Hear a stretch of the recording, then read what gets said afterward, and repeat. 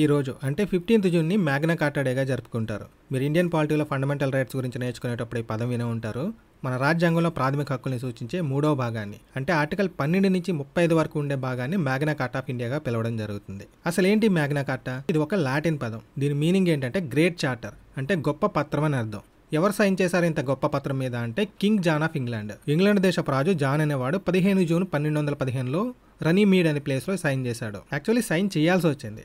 అసలు ఏం జరిగిందంటే ఈ కింగ్ జాన్ అనేవాడు చాలా పెద్ద దుర్మార్గుడు. వరస్ట్ కింగ్ ఇన్ హిస్టరీగా ఇతనికి పేరుంది. ప్రజల్ని పన్నులతో పీడించేవాడు, సొంత భార్యని జైల్లో పెట్టించాడు, రిలేటివ్స్ని చాలా మందిని చంపించేశాడు. తన మాట వినకపోతే ఎవరినైనా సరే జైల్లో పెట్టి ఫుడ్ పెట్టకుండా పస్తుల నుంచి చంపేసేవాడు. మరి ఈ రాజుకు వ్యతిరేకంగా తిరుగుబాటు ఎక్కడ స్టార్ట్ అయిందంటే బ్యారన్స్ దగ్గర. ఈ బ్యారన్స్ అనేవాళ్ళు రాజుకి సామంతులు, అంటే మనకి జమీందారులు ఉంటారు కదా, సేమ్ అనమాట. వాళ్ళకి కొంచెం ల్యాండ్ అసైన్ చేయడం జరుగుతుంది. ఆ ల్యాండ్ సాగు చేసుకునే రైతులు ఈ బ్యారన్స్ కి పన్ను చెల్లిస్తారు. దాంట్లో కొంత షేర్ ఈ బ్యారన్స్ ఉంచుకొని మిగతాది రాజుకి ఇవ్వాల్సి ఉంటుంది. మన కింగ్ జాన్ యుద్ధాలకి జల్సాలకి మనీ అవసరమైనప్పుడల్లా ఈ బ్యారన్స్ ని పట్టుకుని పీడించేవాడు. సో అరౌండ్ ఒక 25 బ్యారన్స్ ఈయన టార్చర్ పడలేక తిరుగుబాటు చేసి ఈ రాజుతో బలవంతంగా ఒక అగ్రిమెంట్ మీద సైన్ చేయించారు. పనిలో పనిగా మతాధికారులు కూడా దీంట్లో ఇన్వాల్వ్ అయ్యారు. ఎందుకంటే చర్చకు సంబంధించిన కొన్ని హక్కులను కూడా కింగ్ జాన్ రద్దు చేయడం జరిగింది. సో ఇక్కడ గుర్తుపెట్టుకోండి, ఈ మ్యాగ్నా కార్టా మెయిన్ పర్పస్ ఏంటంటే ప్రజల్ని ఉద్ధరించడం కాదు, రాజుకి సామంతులకి మధ్య జరిగిన ఒక అగ్రిమెంట్ లాంటిది ఇది. సో దీంట్లో కండిషన్స్ కూడా అలానే ఉంటాయి. ఈ బ్యారన్స్ ని ఇల్లీగల్ ఇంప్రిజన్మెంట్ నుంచి ప్రొటెక్ట్ చేయడం, అలానే ఫ్యూడల్ పేమెంట్స్, రాజభరణాలు లేదా పన్నులు వీటి మీద లిమిటేషన్స్ విధించడం,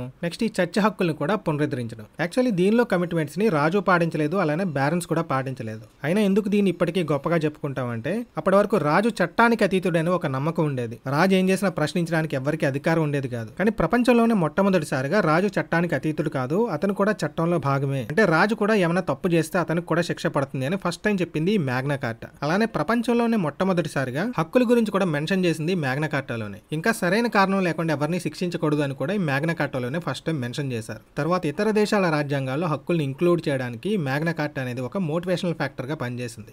అందుకే దీనికి అంత ఇంపార్టెన్స్. బై ద వే, మన రాజ్యాంగంలో హక్కుల్ని మనం ఈ మ్యాగ్నా కార్టా నుంచి గ్రహించలేదు. మరి ఏ దేశపు రాజ్యాంగం నుంచి గ్రహించామంటే అమెరికా రాజ్యాంగం నుంచి.